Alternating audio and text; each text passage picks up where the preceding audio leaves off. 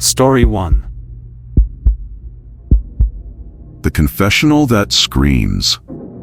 My name is Father James Callahan, and I've always believed faith could be my shield against the shadows that lurk in the human heart. Born and raised in the United States, where churches stand as beacons of hope, from the sun-scorched deserts of Arizona to the foggy coasts of Maine, I felt the call to priesthood at 19, driven by a childhood spent watching my minor father drown his sorrows in whiskey while my mother prayed for his soul. At 39, with a decade of counseling troubled parishioners, listening to confessions of infidelity, theft, and even murder, I thought I'd plumbed the depths of human darkness.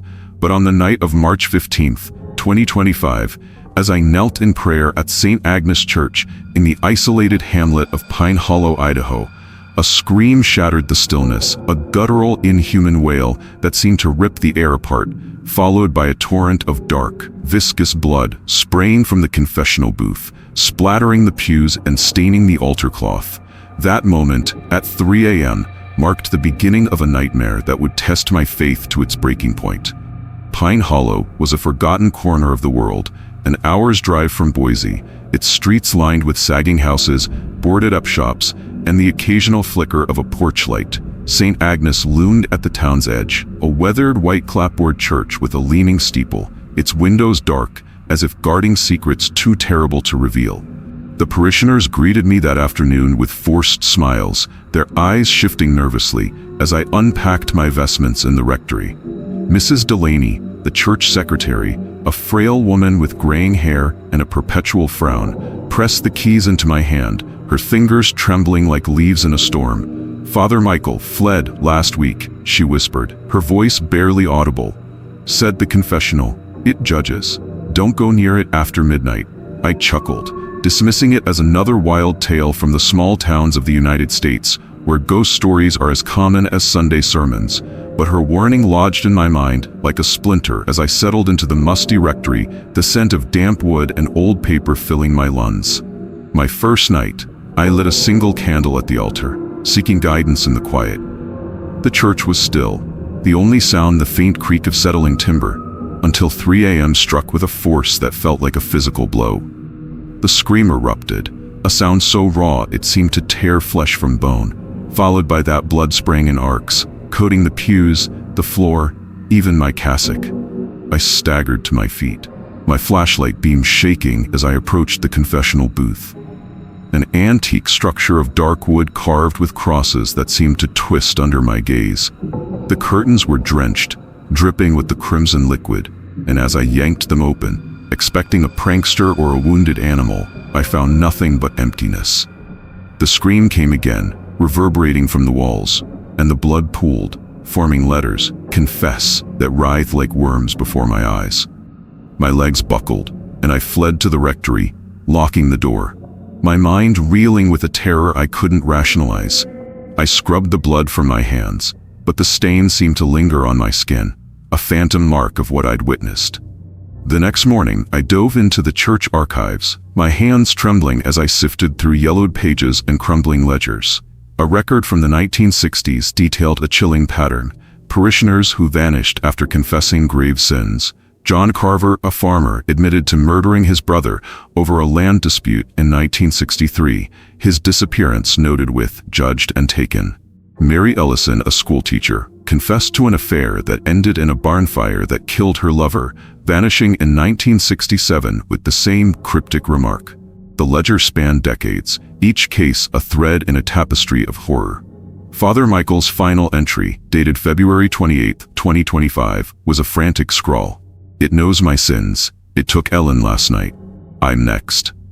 Ellen Grayson, a quiet widow known for her knitting circle, had disappeared a month ago. Her home found eerily pristine except for a blood-stained rosary on her kitchen table.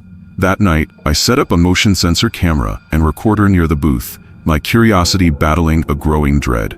At 3:05 a.m., the scream blasted through, captured on tape with whispers, names, dates, sins, overlaid with a low guttural chant that made my blood run cold.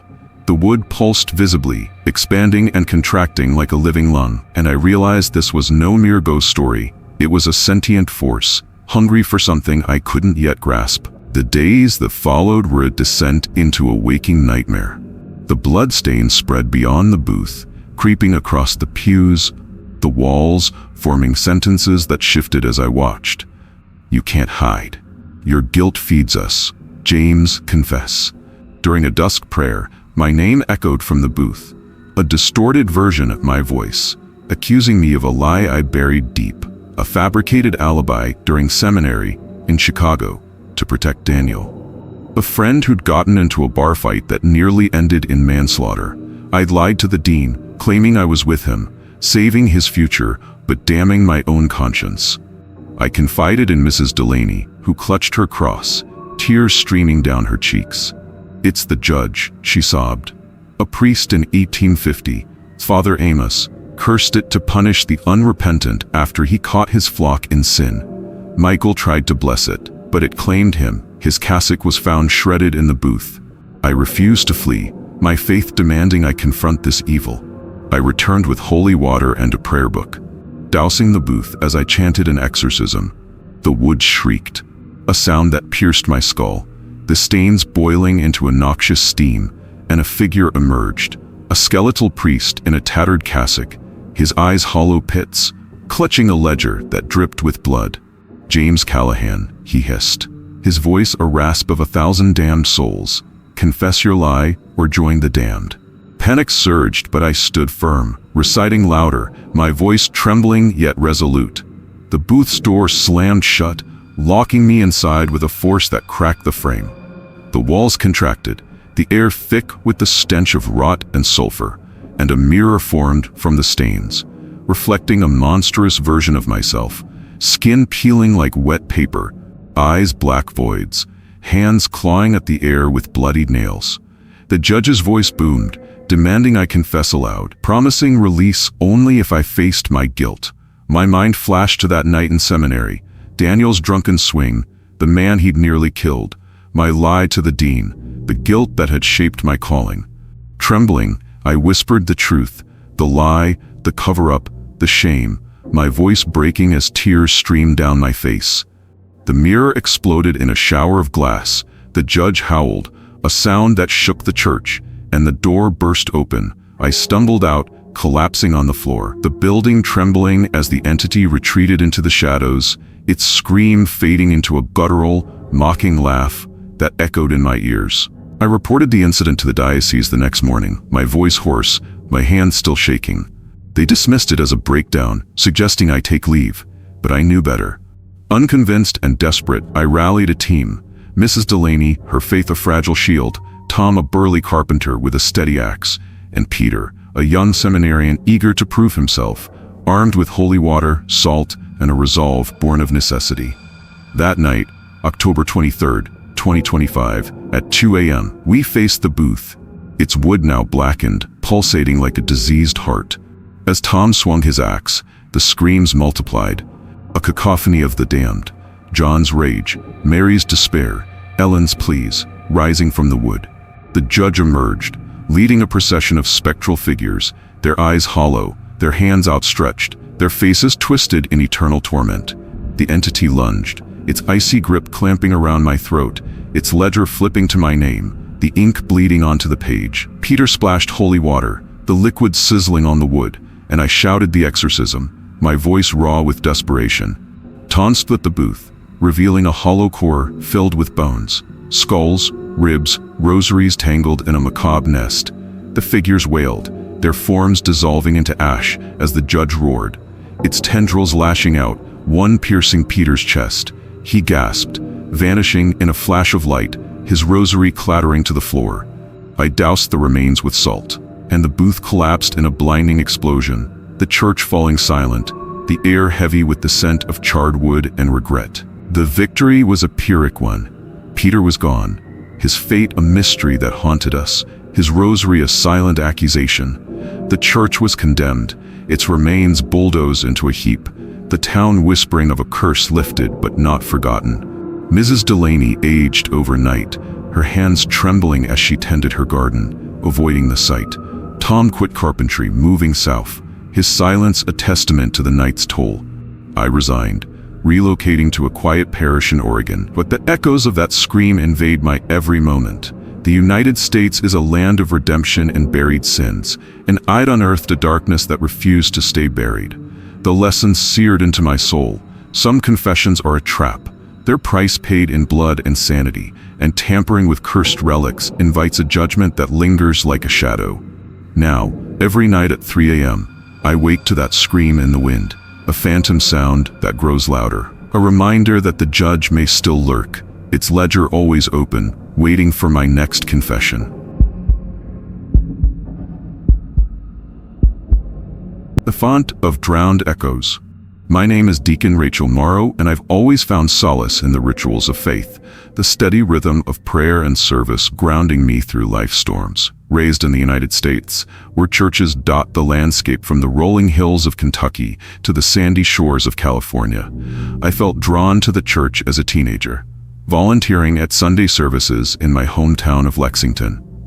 The hymns of my childhood church, with its creaky pews and stained glass saints, were my refuge during my parents' bitter divorce. My father, a mechanic named Paul, walking out when I was 12, leaving my mother, Linda, to lean on faith as her anchor. At 27, after years of theological study at a small seminary in Virginia and community outreach in Ohio, I accepted a position as a deacon at St. Mary's Church in the coastal town of Rockport, Massachusetts. But on my first Sunday, April 12, 2025, as I stood beside the baptismal font during a quiet morning service, a child's terrified wail erupted from the water, followed by a violent splash as black, oily liquid surged upward, soaking the congregation and sending a paralyzing chill down my spine. That moment, at 11:13 a.m. on a crisp spring day, marked the beginning of a horror that would unravel my sanity and test the limits of my belief. Rockport was a picturesque seaside town, its narrow streets lined with clapboard houses painted in pastel shades, fishing boats bobbing in the harbor, and the salty breeze carrying the scent of the Atlantic. St. Mary's, a gray stone church built in 1740, perched precariously on a cliff overlooking the crashing waves, its stained glass windows depicting fishermen and angels casting eerie, shifting patterns across the pews. The congregation greeted me warmly that morning, their voices a gentle hum as they welcomed the new deacon, but their smiles faltered when I approached the baptismal font, an ancient stone basin with carvings of waves and crosses, its water dark and unnaturally still. "Be careful with that," whispered Mrs. Hargrove, an elderly parishioner with a raspy voice and hands gnarled from years of knitting, her eyes darting to the font as if it might lunge. "A boy drowned there in '53. They say his echo never left." I nodded politely, dismissing it as the kind of local lore that thrives in the small towns of the United States, where every church hides a whispered tale. But her words lodged in my mind as I prepared for the baptism of little Emily Carter, a 3-month-old with bright blue eyes and a tuft of golden hair, her parents beaming with pride. The service began smoothly, the organ playing a soft rendition of "Shall We Gather at the River," as I cradled Emily over the font, her tiny hands grasping at the air. Then, without warning, a wail pierced the air, a child's cry, raw and desperate, echoing with a terror that froze the congregation mid-breath. A violent splash followed, the water turning black and bubbling like a cauldron, surging upward to soak my robes, its icy touch searing my skin like 1,000 needles. The pews erupted in gasps, some parishioners fleeing toward the exits, others clutching their children as the liquid dripped from the ceiling, carrying a faint, briny stench. I stumbled back, clutching Emily tightly, and the wail faded into a whisper, "Help me," reverberating from the font's depths. Father Daniel, the pastor, a stout man with graying hair and a nervous tic, rushed forward, his face pale as he ushered me out. "We need to drain it," he muttered, his voice trembling. That night, alone in the rectory, a cramped room with a sagging bed and a view of the restless sea, I couldn't shake the sound, my dreams invaded by a boy's face, pale and distorted, staring up from the water with eyes that begged for release. The next day, driven by unease, I dug into the church's history, sifting through parish records in the damp basement, where the air smelled of mold and salt. A faded ledger from 1953 detailed the drowning of 8-year-old Tommy Reed during a baptism on a stormy October night. The priest, Father Paul Hensley, noted that Tommy's head was held under by an unseen force, his cries cut short as the water turned black. Yet the death was officially blamed on a seizure to avoid scandal. Witness statements, buried in the margins, spoke of hearing his wail for weeks after, a sound that drove 2 choir members to madness. Father Paul's personal journal, hidden behind a loose brick, revealed a chilling confession. A dark presence dwells in the font. It took Tommy, and I fear it hungers for more. I've sealed it with prayers, but the echo persists. That night, I returned with a flashlight, my pulse racing as I approached the font. The water rippled, reflecting a boy's silhouette. Tommy's, I was sure, despite the room being empty. The whisper came again, "Rachel, save me," and the temperature plummeted, my breath fogging in the air, the walls glistening with condensation. I fled, locking the church, but the wail followed me into my dreams. A relentless plea that woke me drenched in sweat, the rectory's windows rattling, as if the sea itself mourned. Over the next week, the phenomena escalated into a relentless assault. During rehearsal for the next baptism, the font overflowed without rain, the black water seeping into the aisles, leaving wet footprints that vanished at dawn, their size matching a child's. Parishioners reported seeing Tommy's face in the stained glass, his eyes hollow, his mouth open in a silent scream that seemed to pulse with the tide. One evening, as I prayed alone, the water rose, forming a hand that reached toward me, its fingers dripping with seaweed. I confided in Father Daniel, who paled, his hands fidgeting with his collar.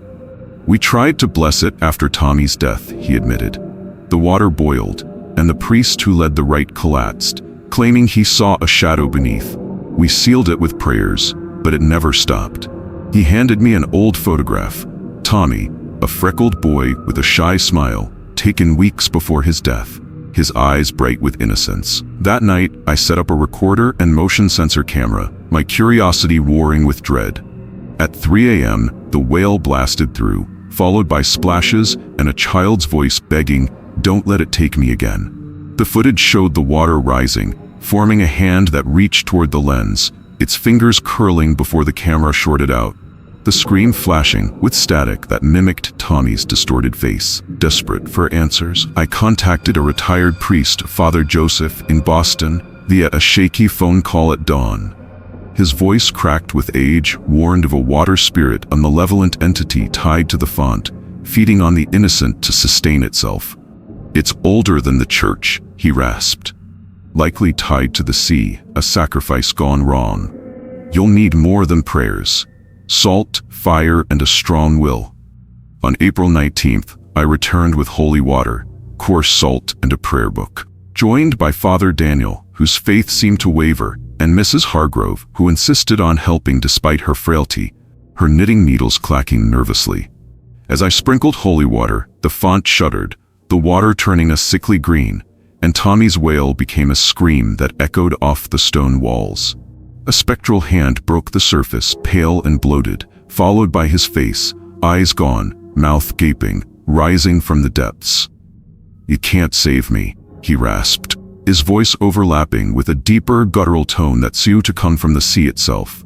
The water surged, pulling Mrs. Hargrove toward the edge, her rosary slipping from her hands as she cried out. I lunged, grabbing her arm, but the hand seized her ankle, dragging her in with a sickening splash.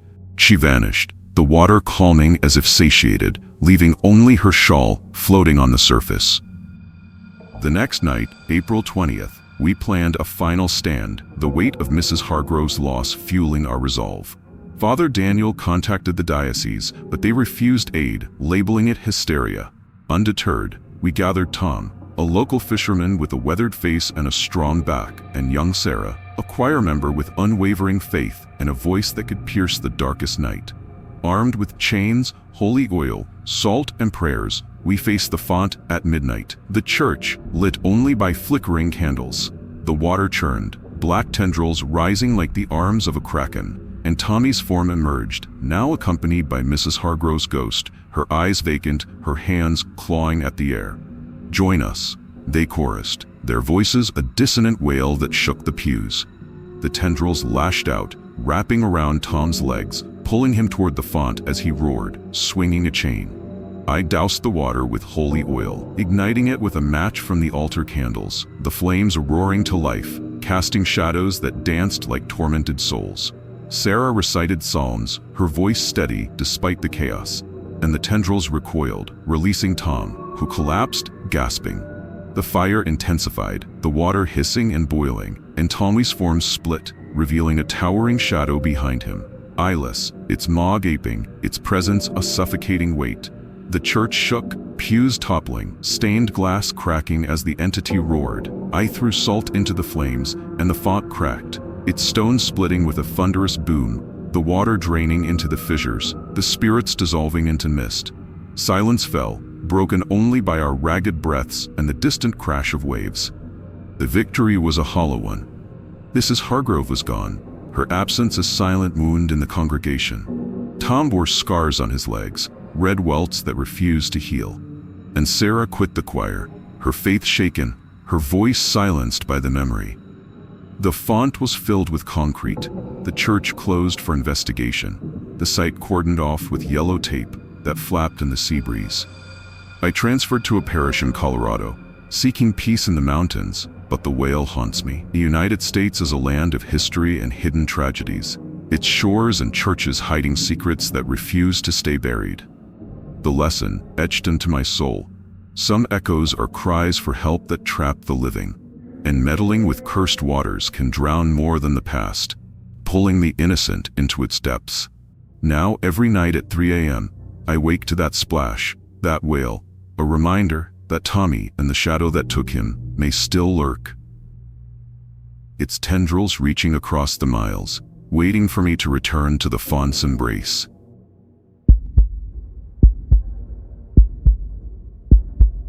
The Mirror of the Altar.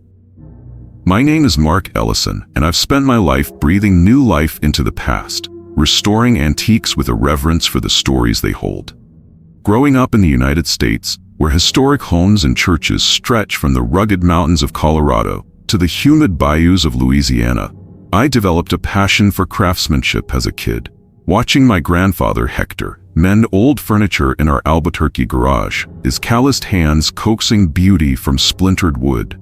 My father, a long-haul truck driver named Ray, was a ghost in our lives, his rare visits marked by silence and the smell of diesel, leaving me and my younger sister Carla to fend for ourselves under our mother's weary gaze. At 34, with a decade of experience restoring everything from colonial chests to Victorian mirrors, I took a job at Our Lady of Sorrows Church in Taos, New Mexico. A gig I thought would be a quiet escape from the chaos of city life. But on May 10, 2025, as I pried a loose panel from behind the altar with a crowbar, a cracked mirror glared back at me, my reflection twisting into a snarling demon with black eyes and jagged teeth, before the glass shattered with a deafening crack, spraying shards across the sanctuary like shrapnel. That moment, at 2:17 p.m. on a dusty afternoon, plunged me into a nightmare I couldn't escape, a horror that would haunt my every reflection. Taos was a town of contrasts, its adobe buildings and vibrant art galleries nestled against the stark beauty of the Sangre de Cristo Mountains, a place where Native American drums and Spanish hymns intertwined in the air. Our Lady of Sorrows, a mission-style church built in 1790, stood on the outskirts, its thick adobe walls weathered by centuries of sun and wind, its interior dimly lit by candles and the occasional flicker of sunlight through cracked, hand-blown windows depicting saints with stern faces. Father Alvarez, a wiry priest with a weathered face etched with lines of worry, hired me to refurbish the altar, its wood chipped and its relics faded from neglect. "There's something odd about this place," he warned, his voice low as he handed me the keys, his fingers lingering on the metal as if reluctant to let go. "The altar hides secrets. Don't disturb it too much after dark." I laughed it off. Small towns in the United States love their ghost stories, tales of hauntings passed down like family heirlooms, but his unease, settled into my bones as I set up my tools that first day. The scent of incense, dust, and something faintly metallic filling the air, a whisper of something ancient stirring. I worked methodically, sanding the altar's oak surface and polishing its brass candelabras. The rhythm of my chisel a comfort until I noticed a loose panel behind the altar. Its edges warped as if pried open by desperate hands. Curiosity, my lifelong companion, urged me forward, and with a crowbar I pried it free, the wood groaning in protest. Inside was a mirror, its frame ornate with twisted vines that seemed to writhe in the dim light. Its surface cracked, but reflecting a faint, unnatural glow. As I leaned closer, my breath fogging the glass, my reflection shifted. My face aged decades in an instant, skin sagging, hair whitening, then morphed into a snarling demon with black, bottomless eyes and jagged teeth, its mouth opening in a silent roar that shook my core. The mirror shattered with a sound like thunder, shards flying like bullets, one grazing my cheek and drawing a thin line of blood as I stumbled back. My tools clattering to the floor. Father Alvarez rushed in, his face pale as death. "I told you to leave it alone," he snapped, helping me up, his hands trembling. "That mirror's been trouble since 1888. That night, alone in the church's guest room, a sparse space with a creaky bed and a window overlooking the darkened mountains, I couldn't sleep, the image of that demon burning into my mind. My dreams filled with its laughter, a sound that seemed to crawl under my skin. The next day, shaken but determined, I researched the church's history, finding a leather-bound journal in the rectory from Father Esteban, the priest in 1888. His spidery handwriting detailed a botched exorcism of Carlos Montoya, a local healer accused of witchcraft by a jealous rival, a man whose knowledge of herbs and rituals had drawn both admiration and fear. Esteban wrote that the church, under pressure from the community, attempted to bind Carlos's spirit to a mirror forged in Spain, said to trap souls, placing it behind the altar to contain the demon he supposedly harbored. The rite failed. Carlos died mid-chant, his body convulsing as black smoke poured from his mouth, and the mirror was sealed. But Esteban noted hearing laughter and seeing his reflection twist into a monstrous form. Church records confirmed a string of strange incidents, parishioners fainting during Mass, objects moving without cause. A young acolyte found clawing at the altar in 1920, leading to a decree to bury the mirror. That night I returned with a flashlight, the church silent save for the creak of settling wood. As I approached the altar, the air grew frigid, the mirror's shards glowing faintly on the floor, reassembling like a puzzle with a will of its own. My reflection appeared again, the demon leering, its claws scraping the glass, and a voice whispered, "You've woken me, Mark." I fled, locking the door, but the laughter followed me, echoing in the halls, seeping into my dreams, where Carlos's face loomed, his eyes pleading then accusing. Over the next week, the phenomena intensified into a relentless siege. During the day, the mirror shards floated at night, forming patterns of eyes that watched me work, their gazes burning into my back. Candles extinguished on their own, their wax pooling into the shape of an inverted cross, and hymnals fluttered open to pages filled with Latin curses I couldn't read. At night my tools moved, hammers striking the floor near my feet, a chisel embedding itself in the wall inches from my head, and I heard Carlos's voice reciting a chant in Spanish, its rhythm chilling my blood, the words unfamiliar yet heavy with intent. I confided in Father Alvarez, who crossed himself, his lips moving in a silent prayer. "Carlos's demon is loose," he said, his voice a whisper of dread. "We thought the mirror held it, but your touch freed it. We need to rebind it before it claims more souls." He gave me an old ritual book, its pages brittle and stained with what looked like dried blood, detailing a rebinding ceremony with salt, holy water, a silver cross, and a chant to be spoken at midnight under a waxing moon. That night, I tried it alone, sprinkling salt around the altar as I chanted the Latin phrases, my voice echoing in the empty church. The mirror flared, the demon's face filling the glass, its mouth stretching wide, and tendrils of shadow lashed out, wrapping around my wrists with a grip like iron. I broke free, dropping the book. But the voice hissed, "You're mine now." Its laughter a blade in my ears as I stumbled out, the church doors slamming behind me. On May 17th, desperate and running out of time, I gathered a team. Father Alvarez, whose faith was a flickering flame. Maria, a devout parishioner with a steady hand and a rosary that never left her neck. And Luis, a young altar boy with a fearless spirit and a mop of black hair, eager to prove himself. We planned a full ceremony, setting up candles in a circle around the altar, the silver cross gleaming under the moonlight streaming through the windows, the waxing moon casting long shadows. At midnight, the mirror glowed, the demon emerging as a towering figure with clawed hands and a maw that dripped with darkness, its eyes black voids that seemed to suck the light from the room.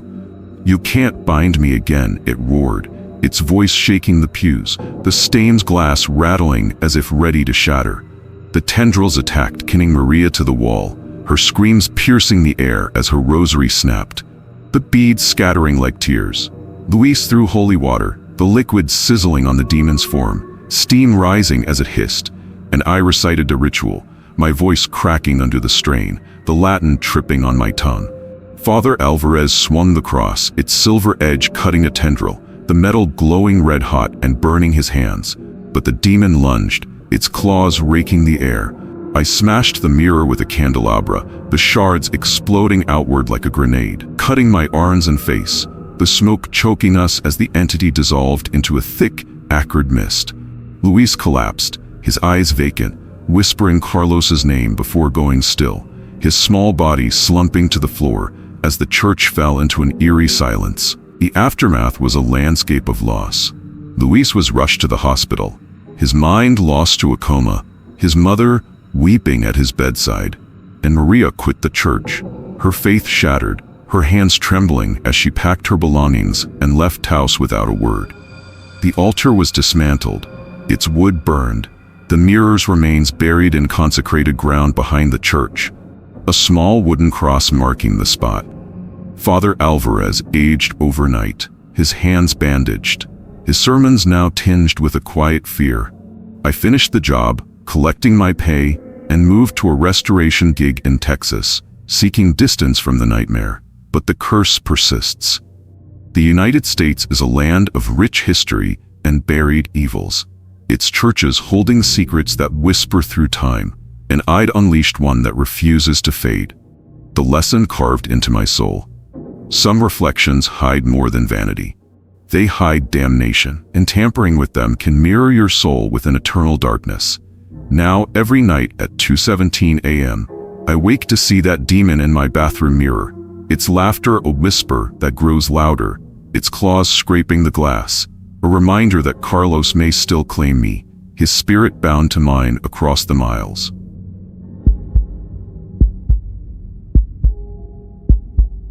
The clock that tolls the damned. My name is Emily Carter, and I've always found comfort in the steady tick of time, a rhythm that anchored me through life's chaos. Raised in the United States, where churches and clock towers punctuate the skylines, from the plains of Kansas to the forests of Oregon, I grew up in a small town outside Minneapolis. My father, James Carter, a watchmaker with gentle hands and a quiet love for precision, teaching me to listen to the heartbeat of every mechanism. My mother, Margaret, a stern woman who ran our household like a military outpost, filled our home with the sound of her hymns, a contrast to the soft clicks of my father's workshop. At 32, with years of experience maintaining historic clocks, from the grand stations of Chicago to the quaint town halls of Vermont, I took a job as caretaker at St. Jude's Church in rural Wisconsin, a position I saw as a peaceful retreat from the noise of my past. But on July 3, 2025, as I dusted the silent clock tower at midnight, a deafening toll shattered the stillness, the broken clock striking 13 times with a sound that shook the walls, and a cold shadow brushed past me, its touch like the brush of a skeletal hand on my neck. That moment, at the stroke of midnight, on a humid summer night, plunged me into a terror that would redefine my understanding of time itself and bind me to a curse I couldn't outrun. St. Jude stood alone on a hill outside the village of Coldwater, Wisconsin, a gray stone church built in 1860. Its steeple piercing the sky like a jagged tooth, its clock tower frozen at 12, since a mysterious event in 1890 that the townsfolk avoided discussing. The town was a quiet place, its streets lined with weathered barns and homes with sagging porches, the air thick with the scent of pine, damp earth, and the occasional whiff of wood smoke from a distant chimney. Father Gregory, a stooped man with a nervous tic that made his left eye twitch, hired me to protect the church from vandals, teenagers with spray paint and too much time, and maintain its grounds, handing me the keys with a warning that sent a shiver down my spine. "The clock stopped for a reason," he said, his voice trembling like a leaf in a storm. "Don't go up there after dark, especially on the 3rd, July 3rd, that is. It's when they stir." I shrugged it off. Small towns in the United States thrive on eerie legends, tales of hauntings passed down like family heirlooms, from ghostly soldiers in Gettysburg to witches in Salem.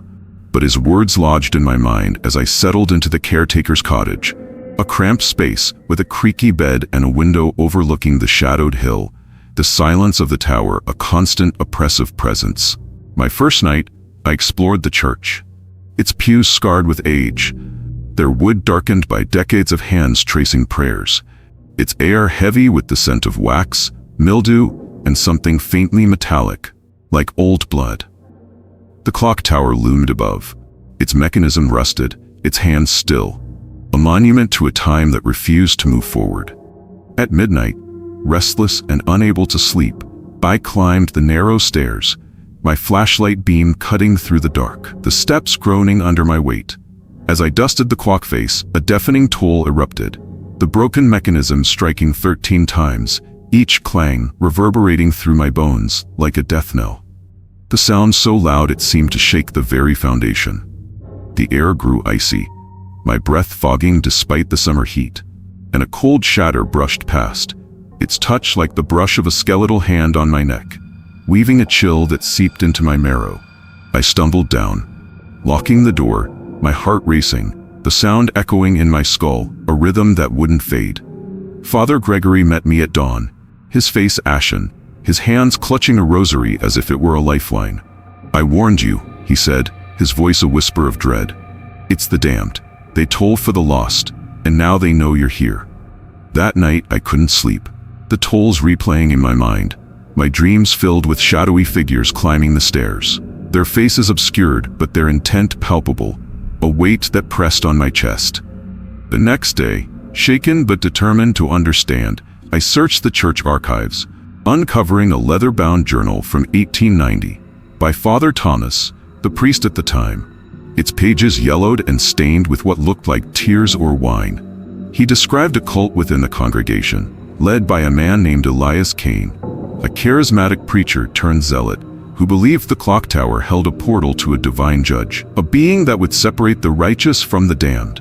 On October 13, 1890, 13 members, Elias, Martha, Samuel, and others, committed suicide, their bodies found at the tower's base, their throats slit, their blood staining the stones in a pattern that mimicked the clock's face. Thomas wrote of hearing tolls long after, seeing their shadows ascend the stairs, and sealing the clock with prayers and a silver nail driven into its heart. A ledger listed their names, each marked with judged, their sins ranging from adultery to murder, their deaths a ritual to open the portal. That night, I set up a recorder and a motion sensor camera, my curiosity warring with a growing dread. At 3 a.m. the tolls returned, 13 strikes that rattled the windows, followed by whispers, names, please, a low chant that sounded like a dirge. The footage showed the clock hands moving, the shadows climbing, their forms indistinct but chilling, one pausing to stare at the lens, its eyes glowing faintly before the camera died. Over the next week, the hauntings escalated into a relentless assault. The tolls came daily, at odd hours, dawn, noon, dusk, each strike accompanied by whispers that grew into arguments, Elias's commanding voice ordering the others, Martha's sobs pleading for release.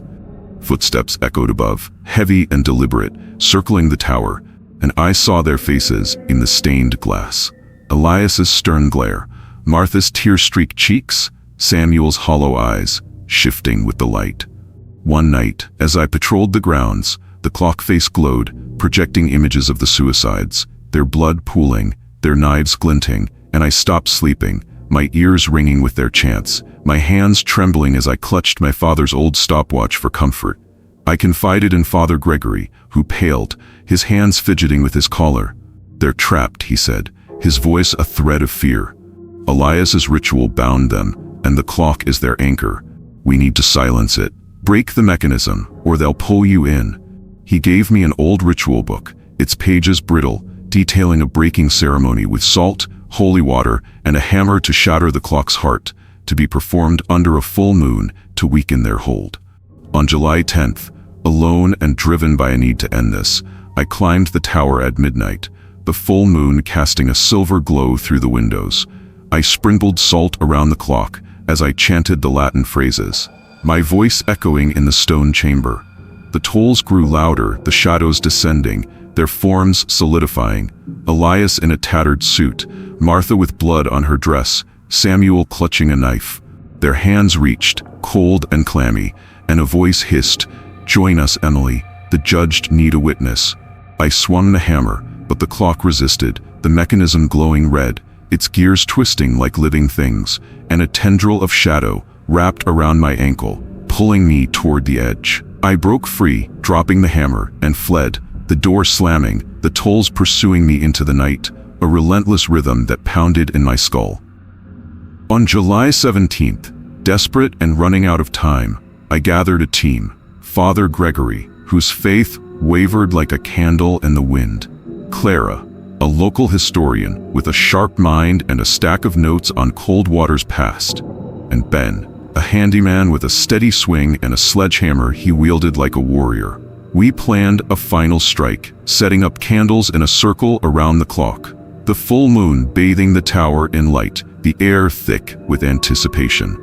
At midnight, the clock tolled, 13 strikes that shook the walls, and the shadows emerged, Elias leading, his eyes hollow, the others following, their faces twisted in eternal torment.